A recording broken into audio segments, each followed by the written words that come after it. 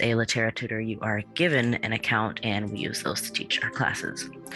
So we're just going to go over some basics of what it offers and how to navigate the platform.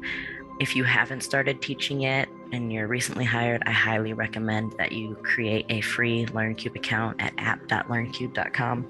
Once you are there, you are able to just kind of play around with it, get a little more familiar so that you're not just using your first opportunity to be presented to this platform in the class when you might need to know where things are, and it can kind of, throw you off a bit.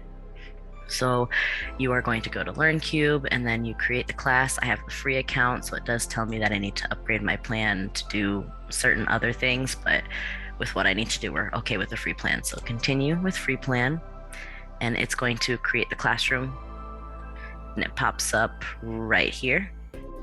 So we're going to click the green enter class button. Give it a second to load and come up.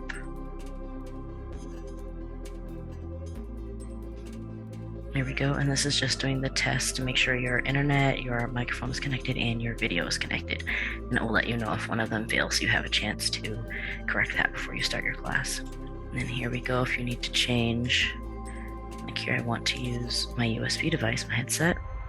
There we go, everything's connected, camera, microphone, you can see it means it's hearing what you're saying. And then you test the sound, you'll hear a ding if you hear it. Your speakers are good. And then you can enter class. Now they do tips at the beginning of the whiteboard when you get into the classroom. I suggest that you actually take a look at those. I've actually learned a few things from here. So this just tells you how to share the screen. So we are going to enter class, and you can go sideways through these to search for YouTube videos, uploading multiple files, enter class. Again, very helpful tips. So you will show at the top, you can mute yourself, you can turn off your video if you need to refresh, something starts glitching or whatever. You do not have to click the full refresh button at the top. You can just click the refresh here or click the refresh up here to reload your whiteboard without having to reload the entire web browser. So just a tip. When you do start class, you're going to have to come up here and click start class. The way this works is kids are kind of in like a waiting room area, and so you're going to have that waiting room open. They'll be waiting. When you click start class, then they can enter, and it will say waiting for students, and then there will be a little pop-up somewhere at the top of the screen to say a student has entered the room, and then they will pop up and show below your camera screen. And at the end of class, don't forget, you'll click end class, which will remove the student from the classroom, and you'll be back at the screen where you are here by yourself. And then when you are leaving the entire class, when everything shuts down, you click leave class, and that will kick you, in the case of Littera, to the feedback form, and then the feedback form will pop up, you fill it out. So here we go. You've got the whiteboard here. One immediate tip is the whiteboard can scroll up and down. However, if you do scroll up and down, I have had a lot of trouble with the children that I'm teaching being able to actually see what I'm using, because they will need to scroll up and down as well, and some of them just don't get that. So it's better to kind of write just within this portion that they can see. You're in a room, you can click this plus sign up at the top and start a new whiteboard. So depending on your student's ability, but that's just a tip. So here on your whiteboard, there is a little lock. If you want to get rid of a whiteboard, you click the X, but the lock is very important. You click this to keep students from being able to draw on the whiteboard. If you're doing something interactive, you want the lock to be open so that they can answer a question. I've done things where I'm teaching and you forget to lock the whiteboard, and then you just see the child just doodling, might not want that. So that is an idea to lock the keyboard. So here you have this little blue pencil. If you click here and you hover over all of these. So if I want to clear the entire whiteboard, that's the first icon. You cannot get everything back once you clear it, so just be aware. You clear that. The next thing is to download the page. If you want to download what's up there. Here, if you want to remove something specific. So let's say I put a shape here. Say I have a square, and I want just that square gone, not the whole thing. Then I would click remove the selected object, and then I would click on the square, backspace or delete, get rid of it.